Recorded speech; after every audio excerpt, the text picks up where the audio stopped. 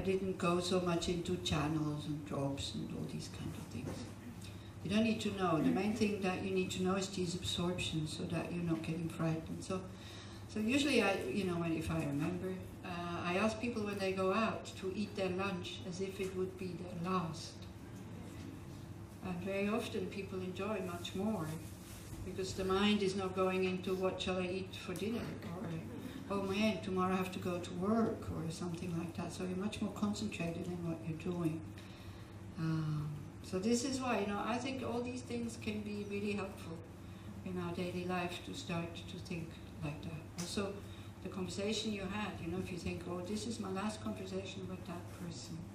And as Leora said yesterday, there's this book, 1 Year to Live, where there's this exercise. You really start and you make shorter, shorter, shorter, shorter. And maybe at the beginning, you think, oh, I haven't done this, and I wasn't there, and I haven't done that, and all that. So you make all these plans, all the excitement, and beautiful places, and interesting, the bucket list kind of thing. You know that movie? Yeah. So it's all very special things that these two men are doing. It's a movie called The Bucket List. Bucket. A bucket?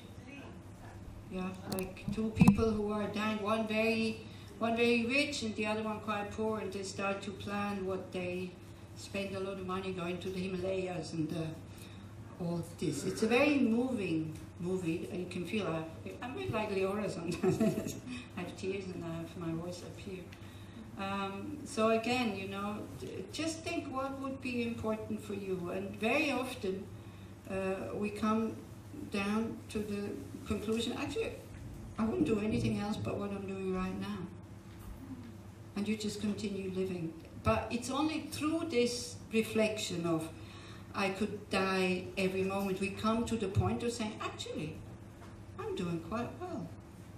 I don't need to go anywhere, For me, what is important, I die with a peaceful mind. But I don't need to go climb some mountains or all these kind of things. So these reflections, I think, can really help you to get there. So I forgot. Sorry about the last lunch. Might have been, but the thing is, then we think, oh yeah, good idea. And then we go out there, we see the food, and it's forgotten, This is it. Huh? Yeah, it was very tasty anyway. It was very good. Everybody who brought the food, wow, thank you very much. We didn't need the help of this is the last one. I can enjoy. Another thing is, the only one. I never liked my mother for many, many years. She wasn't the mother I wanted, definitely not. Probably I also wasn't the daughter. She wasn't interested in us. So, but thanks to Buddhism, where the mother plays a very big role in the practice, because she gave you this body. Oh, I hated these topics. And they come again and again and again with this. And it wasn't in a reflection like this, but it was because I had all the information how I should see my mother. All of a sudden, in the middle of I don't know why and what, I had this idea, well, I only have one mother in this life.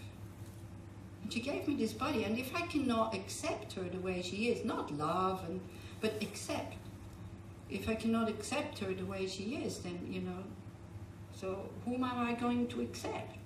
If I cannot accept that person who gave me this body.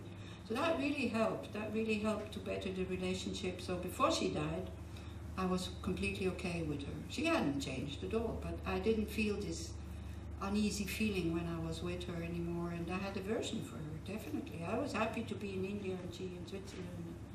I had no wish to. It was when I went to see her, it was always with this kind of feeling of, I have to go and see my mom. It's not very nice, But then, towards the end, I would have the thought, I'm going to see my mother. And it was okay. And I just let her talk and talk and talk, and it was okay. So that's really thanks to Buddhism. And if Buddhism is, if that's the only thing that Buddhism did for me, it was a very big thing. To be able to be with my mom without any tensions in the heart. And even to say thank you from the bottom of my heart for having given me this body. That was a very, very big step. And I'm very grateful for that. So microphone? No, just say. I say? Oh. Because you forgot, you couldn't say about the last lunch. Yeah. So this could be our last teaching. Yeah, so anyway, we're going to die now anyway, so then, you know, I think it's the last teaching. Yeah. Yeah, I think, I know it sounds perverse and all this, but you really have to try it out what it does to you when you start thinking like this. You have a big chance that your life gets more meaning for you. And then you become happier, you know? It's like, people are bored or aggressive because there's no meaning in their life. People are depressed or all this. This is a lot of, you know, think like, what's this all about? Why am I here? And all this. There's no direction. There's no meaning. And it doesn't have to be anything high, like, you know, enlightenment and all these kind of things. It can be like my dad, earning a lot of money. The problem is there. If you don't succeed, then again, you're unhappy. Having a good heart, you don't even have to express it. Just having kind thoughts towards others, that's enough for the good heart. You don't need somebody else who loves you that you can express it to. It's fine. You just see somebody in the street and think, may you be happy, may you be well. That's enough.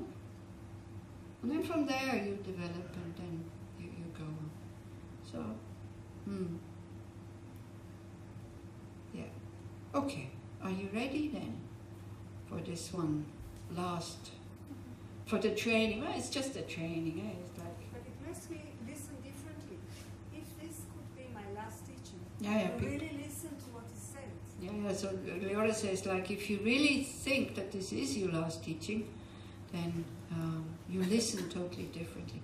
I mean, we can use other examples, you know, we know it totally well. Like if when we know that the time is limited that we have with somebody, we behave totally different than when we think we will have them forever and ever and ever. If somebody passes by where I am and says, oh, I'm only here for 2 hours, I'm not saying, 2 hours is not long enough, I'm not coming, but I'm going, and then we really spend quality time, because I know after 2 hours the person is gone again.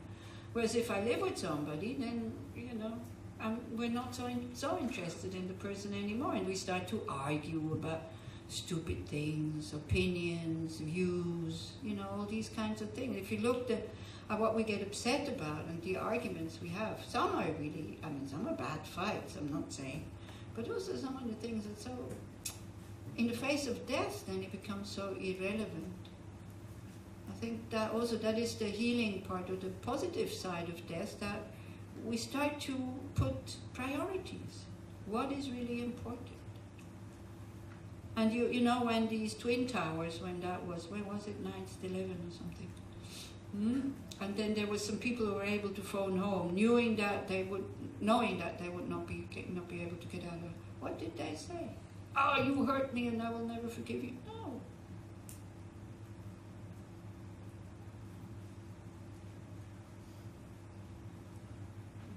They said thank you. And it's really, I think it's such a shame, and it's so sad that we have to wait until that last moment to be able to express it.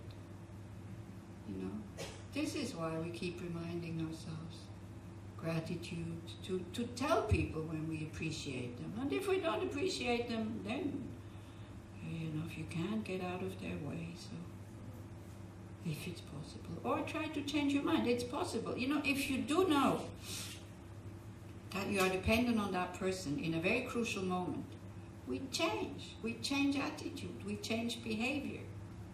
We do. You can say, oh, but then it's a very selfish reason. Okay, it's a selfish reason. But it's better, out of a selfish reason, to treat somebody decently than not to treat them decently. And then slowly, this whole thing about treating people with respect and appreciating them, it becomes a habit. Then there's no more selfish reason, and everybody. Also people that you're not dependent on. Yeah. So just like that. This is this whole thing about the advantage of thinking about dying. Okay, so now you have to make yourself really comfortable so that you might be able to sit still for 15-20 minutes, if possible. Because by visualizing these things that appear in the mind, also if you have problems going to sleep, it's a very good way of putting yourself to sleep, because that's what the mind is doing when you go to sleep. I saw that some of you this morning, you notched off sleeping in the meditation. It's fine. It's okay. Don't feel embarrassed. It's like that's what we usually do. First we're very tense and doing. We sit down, we have nothing to do. You know, I fall asleep in front of the Dalai Lama. I mean, not in front of him alone, but like in a teaching. So, you know, I don't mind if you fall asleep in my teachings. It's okay, especially after lunch. So now, because I can't sit on the floor anymore, and I'm not the only one, and the camera always, it's so cruel, you know, they pick out these monks and nuns who are sleeping, and then bring it on the big screen. Yeah, you wouldn't be laughing if it's you. So now that usually chairs are not allowed on the stage where His Holiness is sitting in Europe. So now I was sitting in the theater like with all the others, no problem. I was not even, so I don't have to feel so embarrassed anymore about it. It is quite embarrassing. But that also, you know, especially in a place like this, and you go, don't fight it. Go along with it. Go to sleep. You will not sleep long. Maybe half a minute, and whoosh, and you're right back, and then you're awake. So it's no point fighting this kind of thing. Much better relax, let the mind go, and when it comes back, all of a sudden it will come back. It comes back much, much fresher than fighting it. It's okay. Sleeping is good. I just read an article in a Swiss newspaper on my telephone about managers.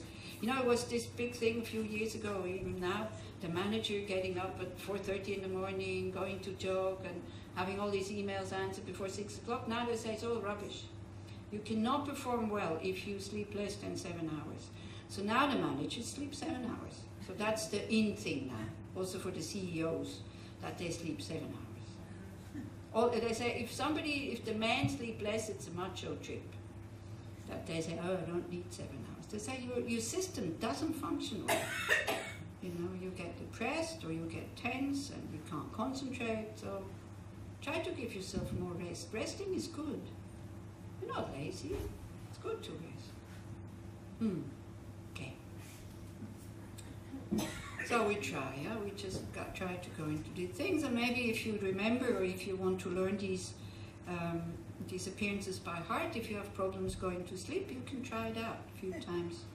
Maybe you help the mind go into that sleep state, because that's what the mind does when we go to sleep. And don't be afraid, nobody ever died in that meditation. You'll be the first one. Gosh, you'll become so famous. Wow. So, we're just doing consciously what the mind is doing every evening when we go to sleep. That's all we're doing. And what the mind is doing every time we die. Okay, so relax.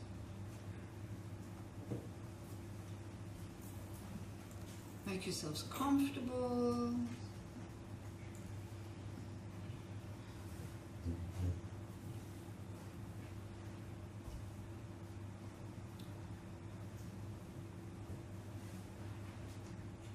And as we said, you know, the moment, this last moment in this body, will come, definitely, whether we like it or not. So now you have the opportunity to train. What kind of mind state would I like to die? Totally blank, kind of bad, or somehow inspired? What kind of life did I live? Was it worthwhile to breathe the oxygen of this planet? And you don't have to have accomplished big things, you know. Just not having harmed people in a big way is such a good thing.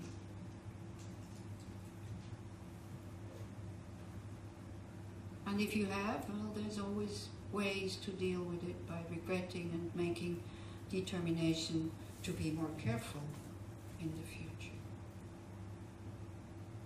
But we're so harsh with ourselves sometimes, so demanding that we should be perfect, always doing things right, no mistakes, never harming anybody. Well, we're not. But also we're not monsters. How? If you think you're a monster, go and ask your friends. They will not agree with you. Sometimes we need these friends that give us a different picture of ourselves when we are so demanding and so harsh.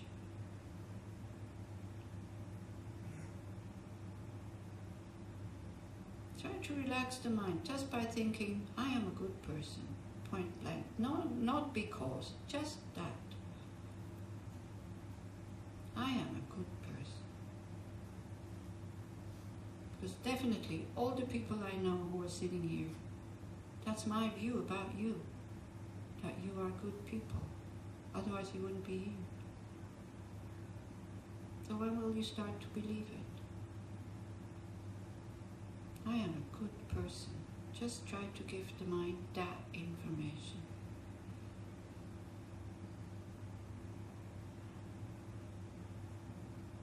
And smile at yourself, the same way you would smile at a friend of yours.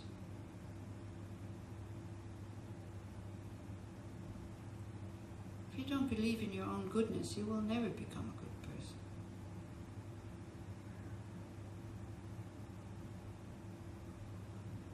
Stop all the arguments why you are not a good person. There's no point.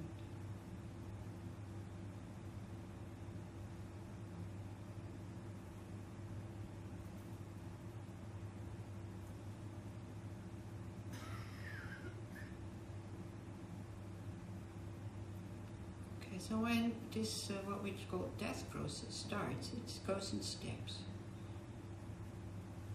And it has to do with the elements that are made, our body is made out of elements. Nothing more and nothing less. So the first element that loses its power is the earth element.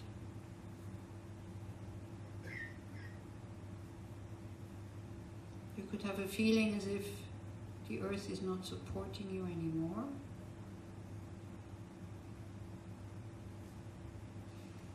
Or that you are crushed underneath the earth.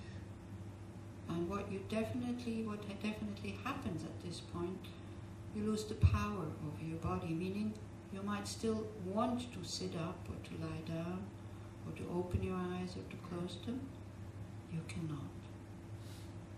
The body does not obey you anymore.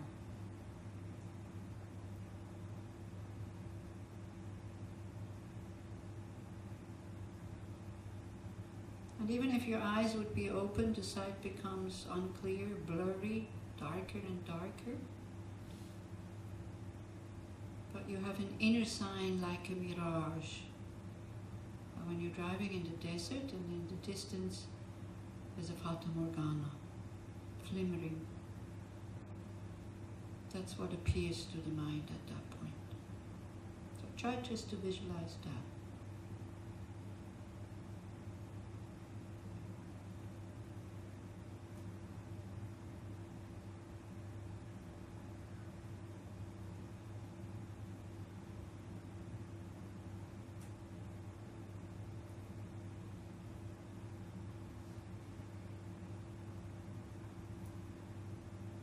The next element that absorbs is the water element.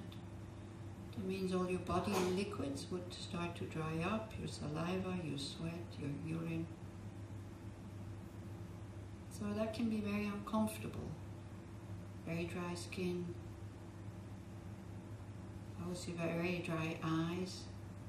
So don't be irritated, just know that this is happening, that this is normal. Your hearing would go. Even there's outside sounds, you're not aware of them anymore. And you have an inner sign or an inner appearance of smoke.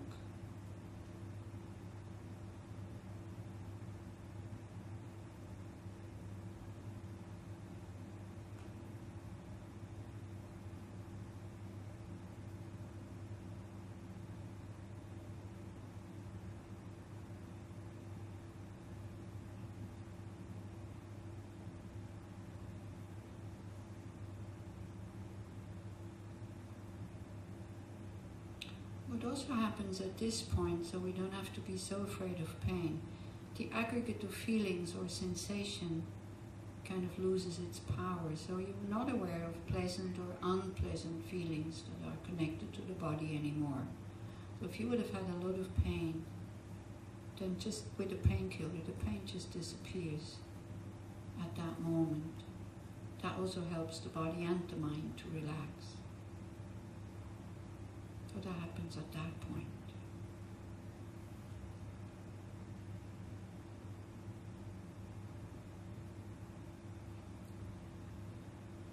Then the next element that absorbs is the fire element.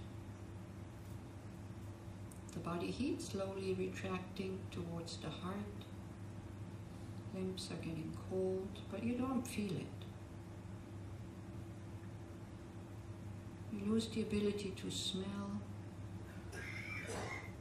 Your breathing would become very difficult to breathe in, very easy and long breathing out.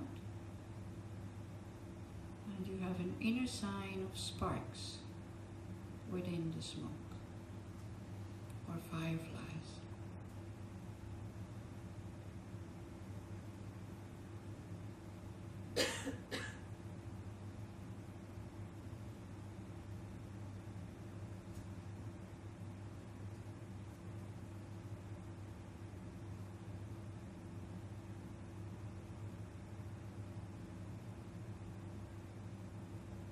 The last of these four elements that make up the body that dissolves is the wind element or the air element.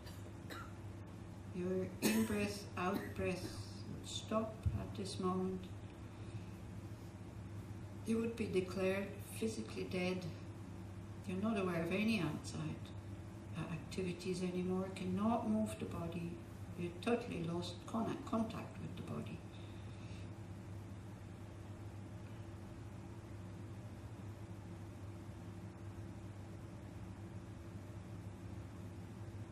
Point also your tongue would become shorter and black or blue at its root, and you have an inner sign of a very big dark room just lit by a very unstable candle that is sputtering and just about to go out.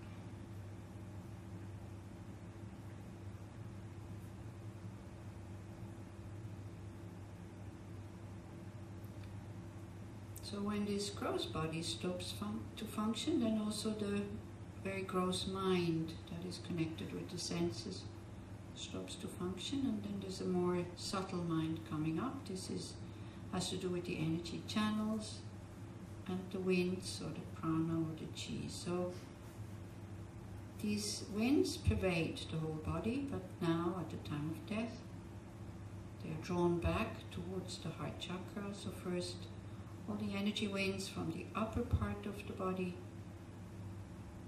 withdraw, first towards the crown, and then there's a central channel in the middle of the body that goes down until below the navel, front of the spine. So these energy winds travel down towards the heart chakra. At this point, conceptions lose their power. Concepts, ideas that come from either attachment, aversion, or ignorance. The mind from this point on becomes more peaceful, more free, more light, more spacious. So the inner appearance is a total vacuity, some total emptiness, filled with white light, but it's not very strong white light. It's light that is reflected on freshly fallen snow on a clear full moon night. It's more a reflection of light. It's not a direct light, but it's white. Nothing else appears.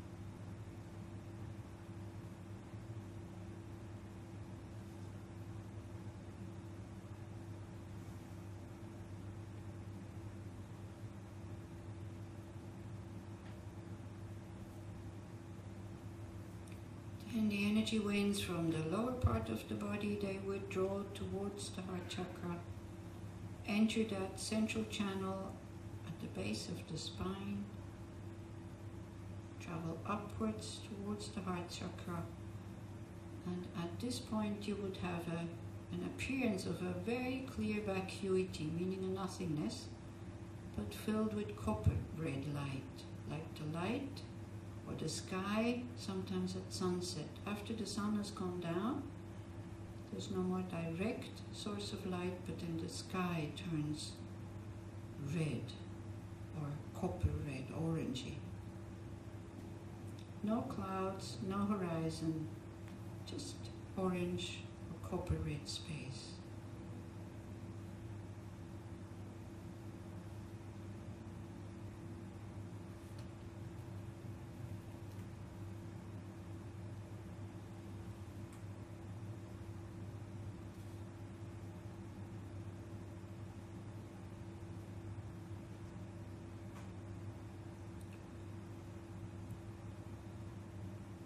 And these two winds, like the upper winds, the lower winds, they meet at the heart chakra.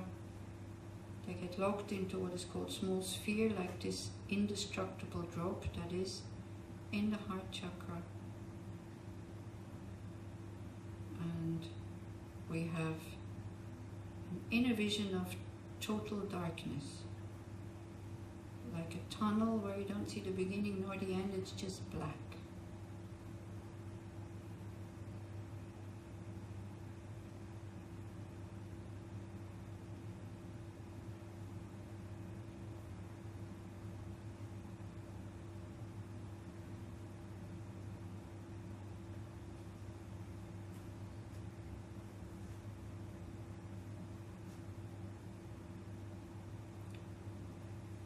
Then when that sphere of the indestructible drop, when that also dissolves, then the mind is at its most subtle level. It's called the clear light.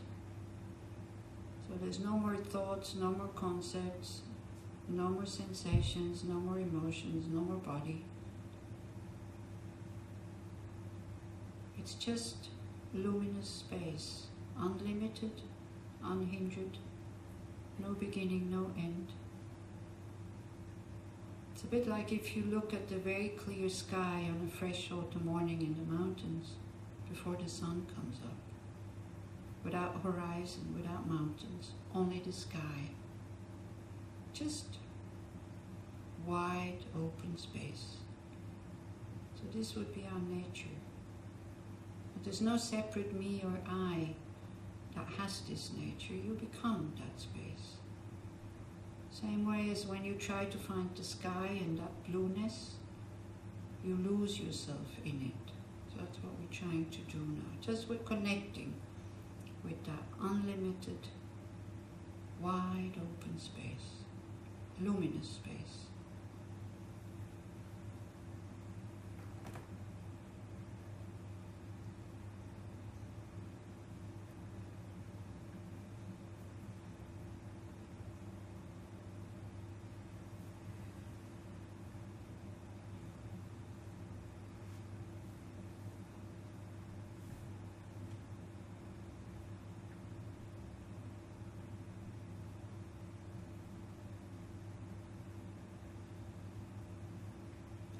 When that clear light of death ceases, then it's then that this very subtle mind, riding on what is called on a very subtle wind, both of them are not matter, both of them we can't see, would leave the body, go into some kind of intermediate state, and then according to the karmic imprint that has been activated at the beginning of this process, would be drawn or pushed or pulled towards its next existence.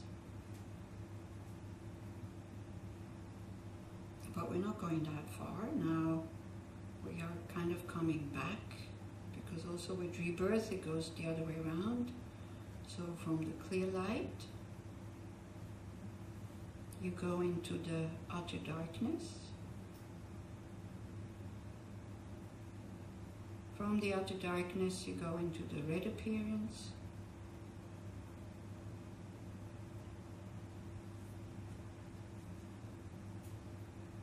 From there you go into the white appearance.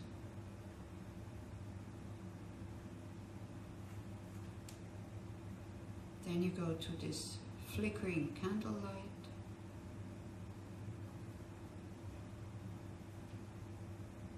Then to the sparks within the smoke.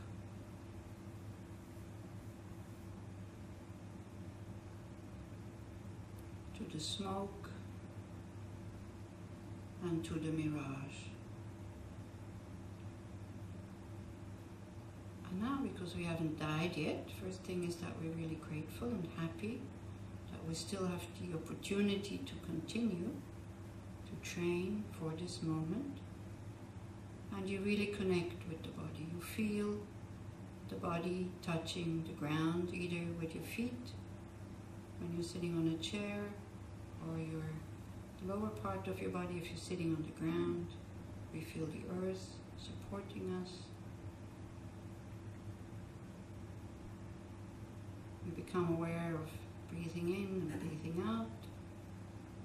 We enjoy every breath because that's, we know, you breathe out, you don't breathe in, that's it, we're dead. So we really enjoy that we can still breathe without any problems, in and out and in and out.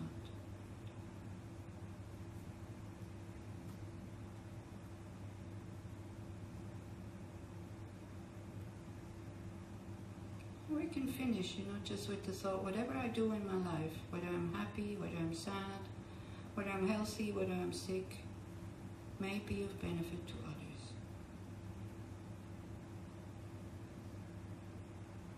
Whatever they do to me, whether they praise me or criticize me, may be of benefit to them.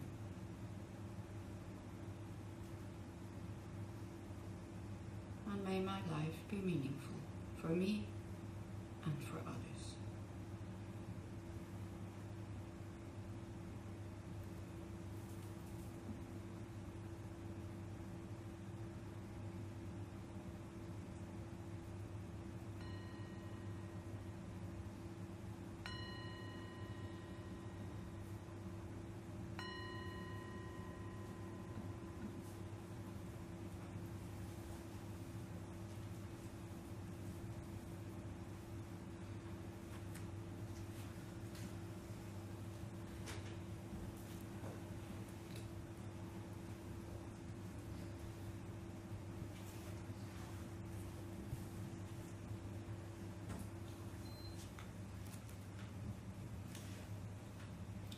Okay, so you have half an hour break now.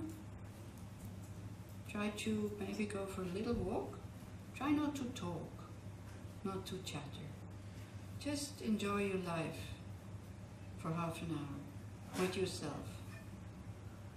Whatever you see, when you think it's beautiful, you offer it. You offer it to all beings, to the Buddhas, to Bodhisattvas, to God, to Jesus, or whatever is meaningful to you. And you think, may all beings be able to enjoy harmony, peace, happiness. Whenever you feel, if you feel agitated or whatever, then you think, may all beings be free from that.